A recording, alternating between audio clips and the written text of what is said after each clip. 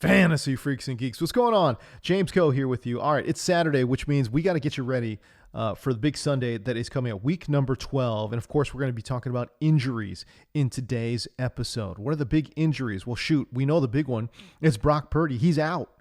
Team is going to Brandon Allen. This dude hasn't started a game since 2021. As a matter of fact, in that time, he's only thrown 3 passes in that time. I get that it's Kyle Shanahan, and this guy's an absolute kingmaker at the quarterback position. But there is no question that this is a big-time downgrade for the entire offense. Juwan Jennings, Deebo Samuel, George Kittle, all downgraded. Quality of looks, downgraded. Touchdown upside, downgraded. I think that the team will try to lean on the run game. And in that way, CMC, I think, has some value here. We'll see some increased value here. But again, what does a touchdown upside look like, man?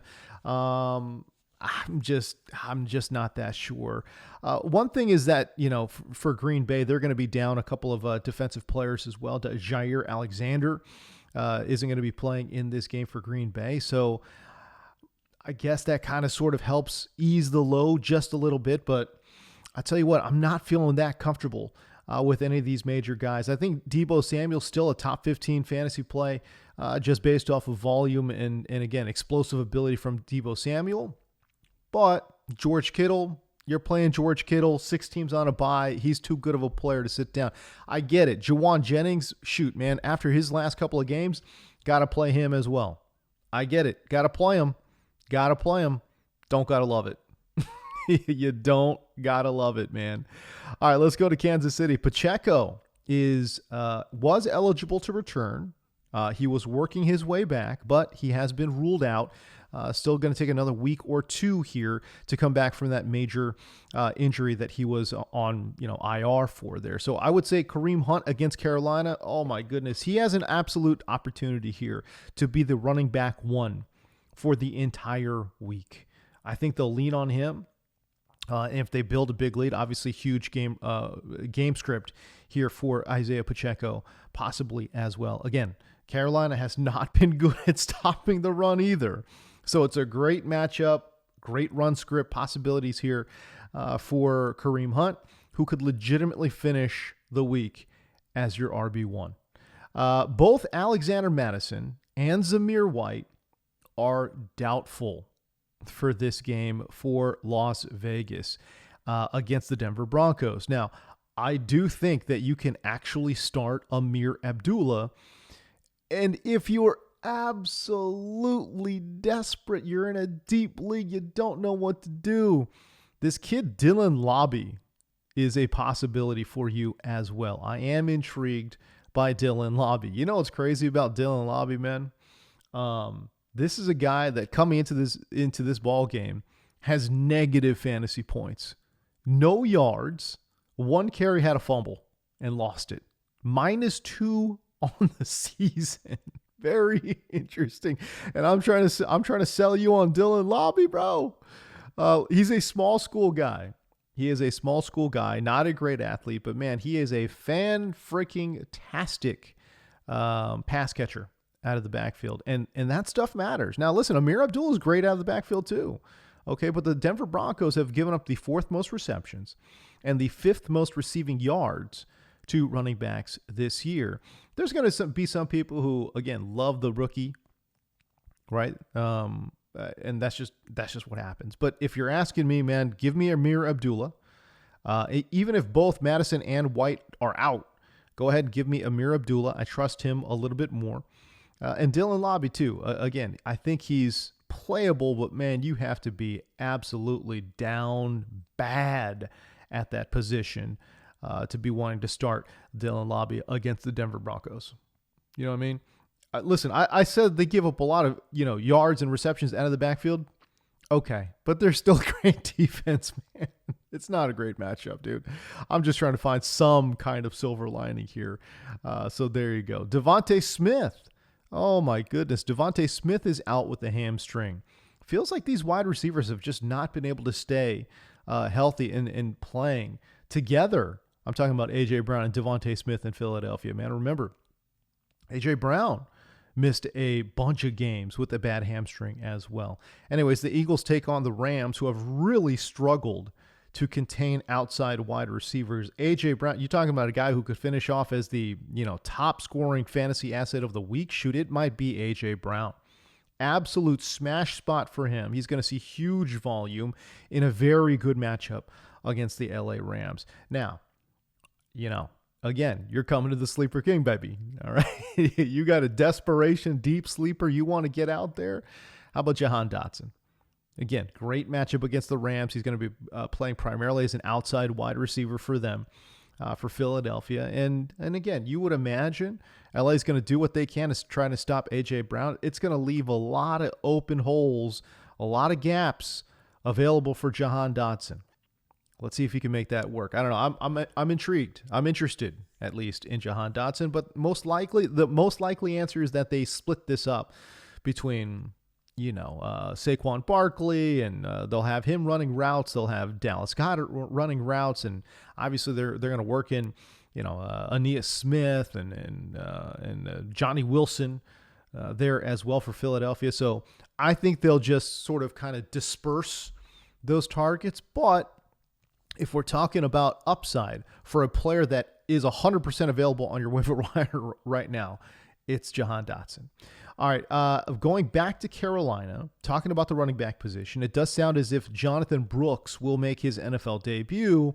Now, do I trust Brooks? No. I will say this, though. Miles Sanders is out.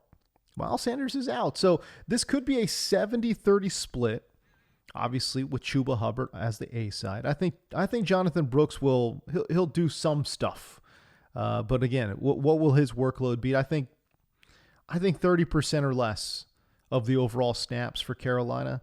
That's what Jonathan Brooks is going to see. And if that's the case, I'm just generally not that interested, especially not against a Kansas City defense that has just been absolutely stifling against opposing running backs. So no, not really that interested in Jonathan Brooks. Chuba, you're playing just based off of pure volume. But again, the matchup, you couldn't ask for a worse matchup there in Carolina. All right, let's go to Chicago. DeAndre Swift is dealing with a growing injury. And remember, too, new OC Thomas Brown, I think he felt a little bit more comfortable with Rashawn Johnson there as well. I think this might be actually a 50-50 split there in Chicago. So if you've got DeAndre Swift, I'm a little bit worried. I think Rashawn Johnson absolutely enters the sleeper conversation there as well. Hey, Tyjae Spears is out with a concussion, and I feel for this kid, man. Young player, but man, it has been a chore for him to stay healthy. Remember, he missed 3 games with a hamstring. He played a game in like a quarter before suffering a concussion. So he's going to miss another week here. So that one's tough. We're hoping for the best here for Tyjae Spears, who is, quite frankly, he's a very explosive player. But again, the injuries have been an issue here for Spears. Now, what does that mean for Tony Pollard? Well, you know what that means. I mean, it's going to be unbelievable volume for Tony Pollard. And quite frankly, Pollard should absolutely be ranked as a top 10 running back going into this week.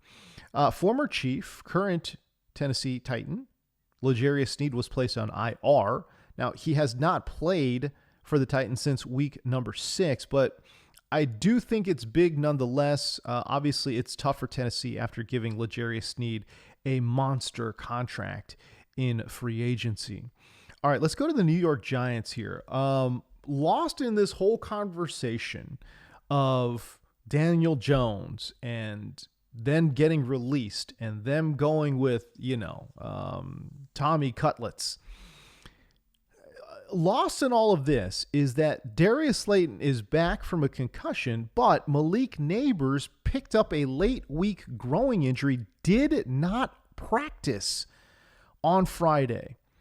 I think there is a very real chance he does not play in this game here in week number 12. So that brings me back to Darius Slayton. If Nabers doesn't go, Slayton, look, there's not going to be a ton of passing volume, but where does the ball go? Where does the ball go? They're going to throw this ball 25 times. I'm just trying to figure out where this ball goes. Wan'Dale Robinson, is he going to see 10 targets? Yeah, he might. Let's bump up Wan'Dale Robinson. Is Theo Johnson going to see 5 or 6? Yeah, okay. I could see that too. Devin Singletary, Tyrone Tracy. Okay, they're going to see 4 to 5 each. There's still a good chunk of targets left over here for Darius Slayton, in my opinion. So, and again, he's a good player. Is there a little bit of chemistry? Maybe, possibly, with Darius Slayton and Tommy Cutlets? I don't know. We're going to find out. But again, deep sleeper, Darius Slayton for the Giants. That's not bad. It's interesting, at least. At least it's interesting. Let me just put it to you that way. And again, this all depends on whether or not Malik Nabers plays. But if he doesn't play, and you're desperate, man, Darius Slayton, go pick him up. I mean, shoot, if you've got Malik Nabers, I might go pick up Darius Slayton. Just in case. Mike Evans looks like he's returning this week for the Tampa Bay Buccaneers. I mean, obviously, you want to fire him up against the New York Giants. It's a great matchup. Outside wide receivers have scored 15 or more PPR points in 3 of their last 4 games against the G-Men. By the way, again, I'm going back to Darius Slayton. Long-time fans are going to be like, bro, stop selling us on Darius Slayton. Look, I get it. I'm just saying. Look, last thing I'll say about Darius Slayton is that he's taking on Tampa Bay. All right, he's taking on Tampa Bay.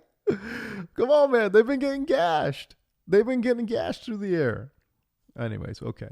Jake Ferguson is out for the Dallas Cowboys. Luke Schoonmaker is the direct pivot if you're desperate. But you can check out my website, sleeperkingfootball.com. to see more tight end plays, a lot more tight end plays that I like more than Schoonmaker. But again, if you've got Jake Ferguson and the waiver wire is bare, you've gone through the Sleeper King sleeper list. Again, it's 20 sleepers. Doesn't matter your league size. I got you. It's all good. I go from, guys that are probably gone to guys that are most likely available. It doesn't matter about league size. Anyways, but Jake Ferguson out, Luke Schoonmaker, if you wanted to pivot in that direction, if you are absolutely desperate. Go check out the website anyways, man. Let me know what you guys think. SleeperKingFootball.com. And obviously you can find me on all the socials at James D. Co.